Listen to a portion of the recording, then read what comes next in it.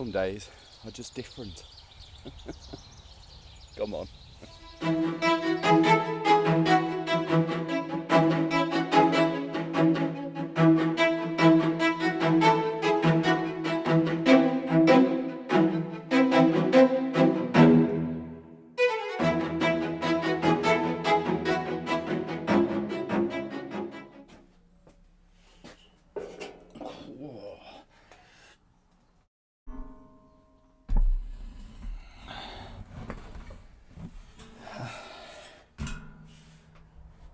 Wow, so this mighty beast is about to be gilded.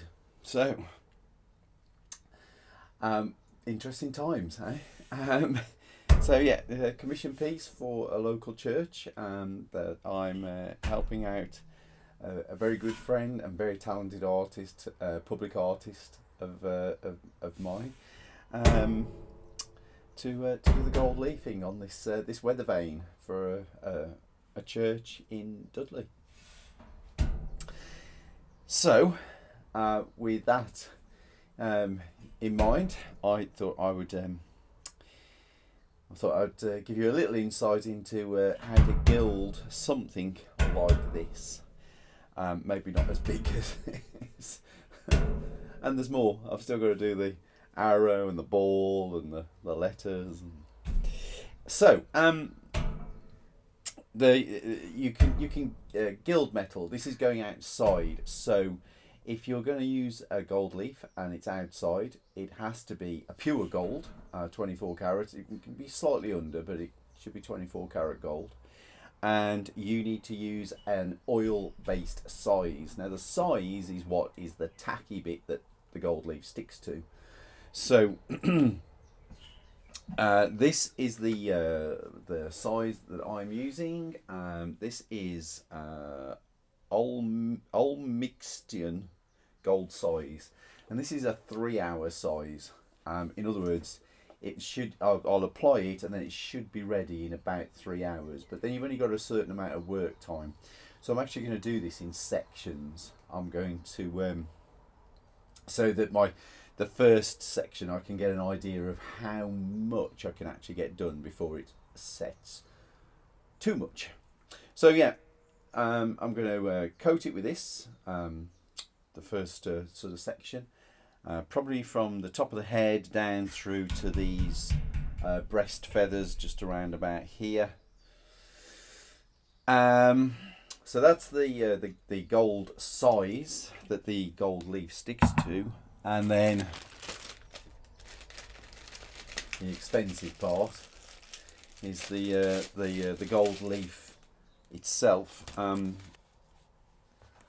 like this, and I have several packs, and it's on this gold is on a transfer sheet. So if I come in and you can see, it's on this white bit of tissue. So that I can use to just pat down onto the flatter areas of this. And that's kind of it. To be on the safe side for this, I'm also going to apply a protective glaze. So this is a non-yellowing glaze, which is fine for going over gold leaf. And what I'll do is I've bought all this from one company, which is the Gold Leaf UK supplies. I will put a link to their website and I'll put it down here on the screen as well. So if you ever fancy doing some gold leafing, then here's a bit to show you how, and there's a place to get your stuff from. Not the cheapest because it is pure gold leaf. You can get faux gold leaf, but you can't use faux or fake gold leaf outside. It has to be pure gold leaf outside. Faux gold leaf won't survive. So there we are. I'm going to get on with this, applying that bit of glaze, and then I'll come back to show you when I'm about to do the gold leafing. Okay, here we go.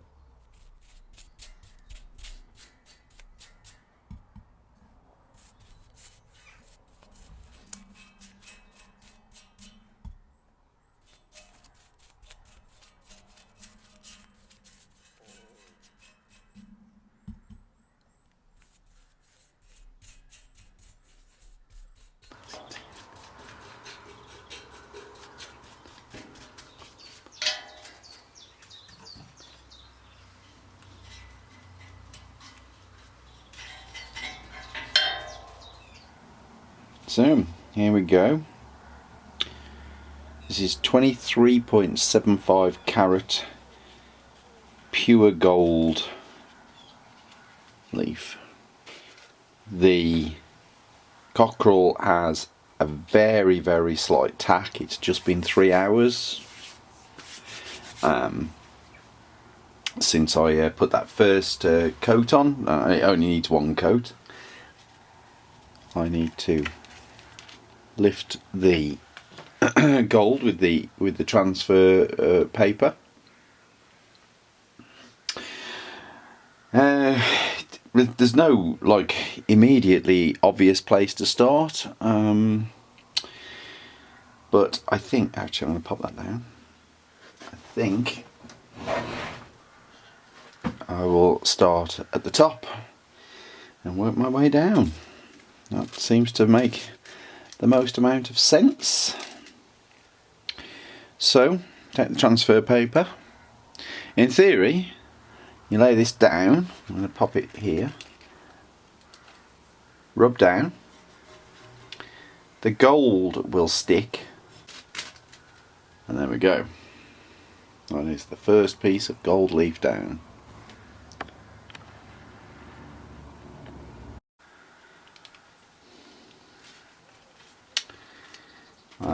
I'll lay that down next to the previous one and just start rubbing down.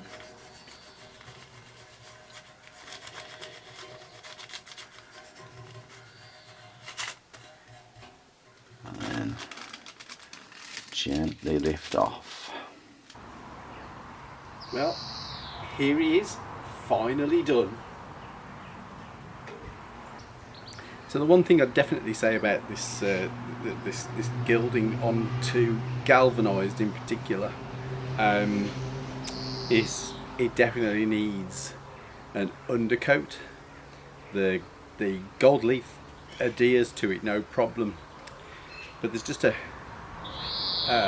colder temperature to the galvanised steel colour, and the nature of gold leaf to have a bit of a patina and crackle to it.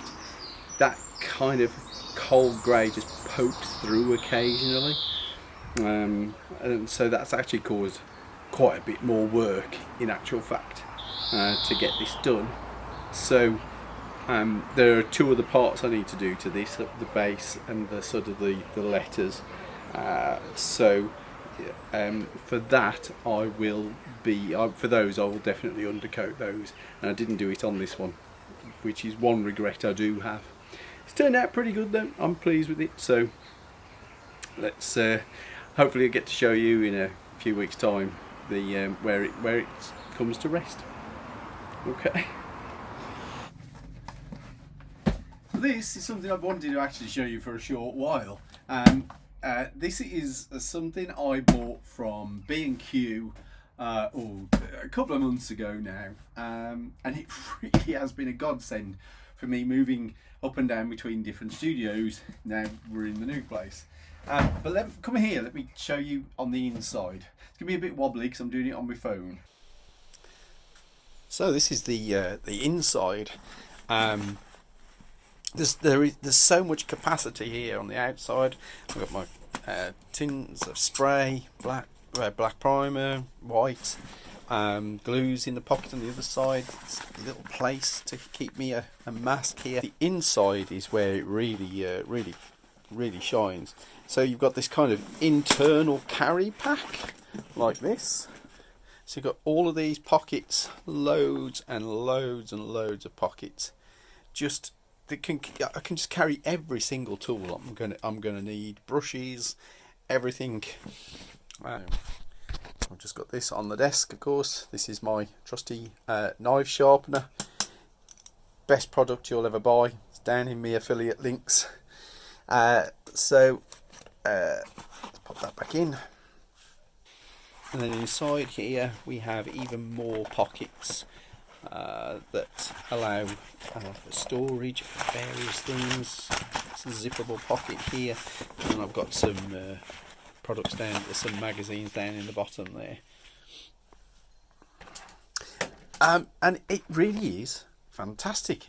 And then I can, of course, keep it here in the studio, but should I need to move, now I've shown you all that, I can stick it on my back, I can take it wherever I want to go. Really easy, it's really transportable. Wasn't the cheapest, it's about 50 quid, but man, it's I've got all of my tools together. Even if I went to the club, you know, or a show, and I wanted to do some work there, I've got it all here. Very, very convenient. So if you move around a bit, yeah, go and get yourself one of these. Just to say, I'm not sponsored by Stanley or anything. I wish, but I just wanted to show you. It was something I thought was good value for money. So, as I now live near to the Severn Valley Railway, Bridgnorth, which has some glorious trains at it, me and my watercolour art group decided we would paint a steam train. So, unfortunately, in between the decision of wanting to paint a steam train and the lesson actually starting, or the course actually starting, I physically could not get a good photograph of a train, which is kind of a shame, because a couple of weeks after we started this painting, this train was there, which was the Jubilee train, the one that's caused all the controversy for being painted purple. I actually thought it looked pretty glorious. I mean, tell me what you think. But yeah, so we went ahead and we painted one of the more known trains from the Severn Valley Railway, and so I thought I'd show you the process here now. Just a quick little time lapse for you to enjoy to some music. Okay, see you in a bit.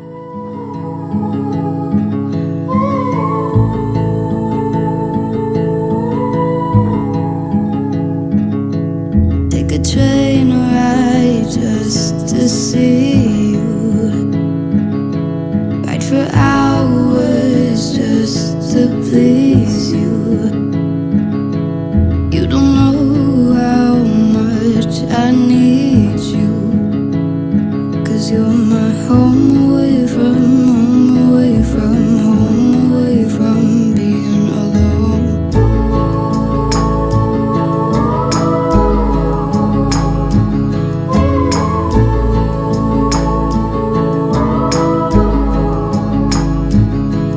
Run away from home, why don't you? 'Cause I did the same just for you. You don't know how much I love you, 'cause you're my home away from home, away from home, away from being alone.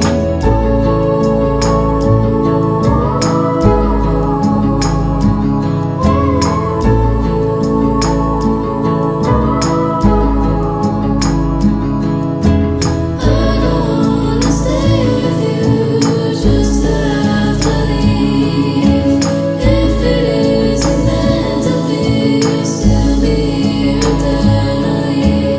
I don't wanna say goodbye, I just arrived. If it isn't meant to be, you'll still be here eternally.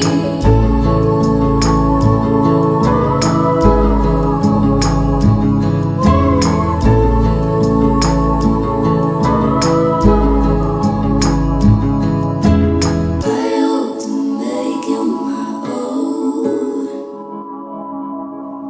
before the train ride home. I hope to make you my own before the train.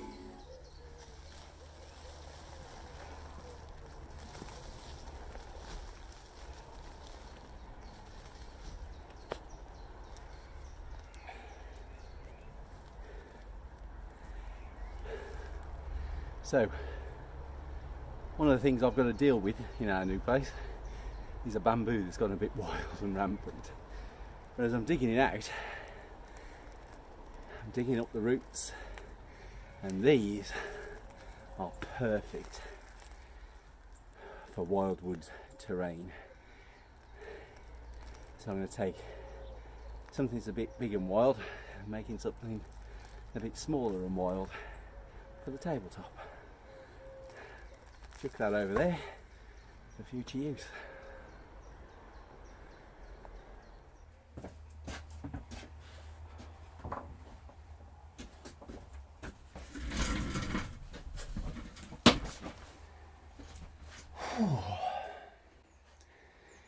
So,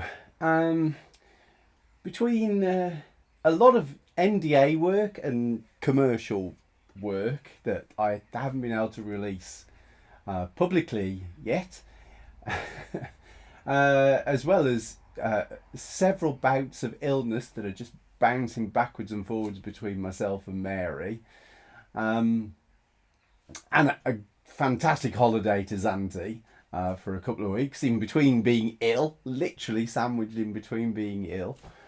And of course, there's a big brand new, well, not brand new, but a big garden that's taking a lot of time as well now that this time of year is here. I haven't actually been able to do a great deal of content onto the channel. And for that, I apologise, because I dearly love bringing the content of the stuff that I work on out to you guys. I wish there was a way of me making this my full-time kind of job. But right now that's just not possible. It's a slow transition as I make my way toward that being the case. Through content for the channel with World Warfare and the terrain projects that I'm working on, as well as a few other creative bits. So please, thanks for bearing with me. I hope you're back and watching now. I've got some smaller projects that I've been able to work on in between, which will start to come out now. I've got some art projects that will be coming out onto the channel now. I've got some bigger projects up here that I'm working on as well, but they take time. One of the other problems I have as well is just constraints of space.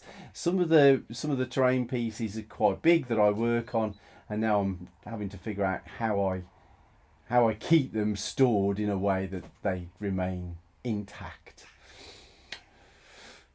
So there you go. I'm kind of back. I'm saying tentatively, but anyway, I'm just super pleased that you're here and watching still. So thank you all, everybody across all of the platforms, wherever you are. Thank you for your continued support, and onwards and upwards, as they say. See you soon.